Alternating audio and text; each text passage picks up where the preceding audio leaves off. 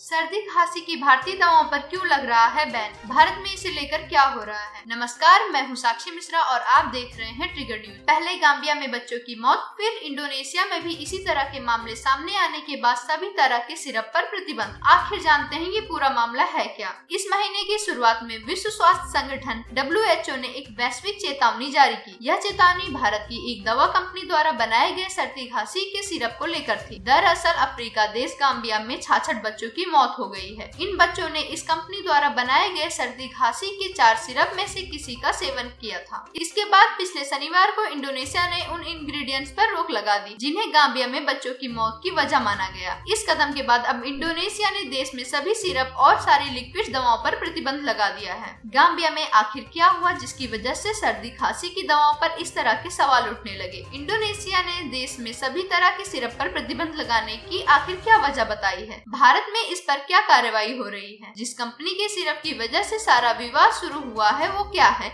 और उसका क्या इतिहास है? आइए जानते हैं। अफ्रीकी देश गाम्बिया में जुलाई में अलर्ट जारी किया गया था। वहाँ किडनी की समस्या से बच्चे बीमार होने लगे। कुछ बच्चों की मौत की खबर आई। इन मौतों में एक जैसा पैटर्न सामने आया। जान गंवाने वाले बच्चों की उम्र 5 साल से कम थी। सर्दी खांसी के सिरप लेने के 3 से 5 दिन बाद गंभीर रूप से बीमार हो गए। WHO ने इस महीने की शुरुआत में इसे लेकर रिपोर्ट जारी की। इसमें कहा गया कि खांसी की दवा डाइथिलेन ग्लाइकोल और इथिलेन ग्लाइकोल इंसान के लिए जहर की तरह है। WHO की महानिदेशक टेड्रोस अधनोम घेब्रेयेसुस ने कहा कि बच्चों की मौत का संबंध 4 दवाओं से है। इन सिरप के सेवन से उनके गुर्दों को क्षति पहुंची। ये चारों दवाएं हरियाणा की एक ही कंपनी मेडेन फार्मास्यूटिकल्स की हैं। WHO की रिपोर्ट आने के बाद गाम्बिया ने मेडेन फार्मास्यूटिकल के उत्पादों पर बैन लगा दिया। WHO के सभी देशों को इन दवाओं को बाजार से हटाने की चेतावनी दी। खुद भी इन देशों और संबंधित क्षेत्र की आपूर्ति श्रृंखला पर नजर रखने की बात कही है। WHO की चेतावनी के बाद केंद्रीय औषधि मानक नियंत्रण संगठन ने जांच के आदेश कर दिए। इंडोनेशिया सरकार ने बुधवार को सभी तरह के सिरप और तरल दवाओं की बिक्री और उन्हें डॉक्टरों के पर्चे में लिखे जाने पर प्रतिबंध लगा दिया। सरकार की ओर से कहा गया, देश में इस साल करीब 100 बच्चों की किडनी को गंभीर नुकसान पहुंचने के कारण मौत हो गई है। पाबंदी की घोषणा इंडोनेशिया के स्वास्थ्य मंत्रालय के अधिकारियों ने की। उनके अनुसार देश में बच्चों की मौतों के आंकड़े में जनवरी के बाद बढ़ोतरी हुई है। स्वास्थ्य मंत्रालय के प्रवक्ता मोहम्मद सयारिल मंसूर के अनुसार 20 प्रांतों में 99 मौतों की सूचना मिली है। मंसूर ने कहा कि एहतियात के तौर पर मंत्रालय ने सभी अस्पतालों और डॉक्टरों को सिरप या तरल दवाएं नहीं लिखने का निर्देश दिया है। मंत्रालय ने दवा दुकानों को भी पूरी तरह जांच होने तक इन सिरप के विक्रय न करने और काउंटर से हटाने का निर्देश दिया है। आने वाले संभावित दिनों में स्वास्थ्य मंत्रालय के अफसरों की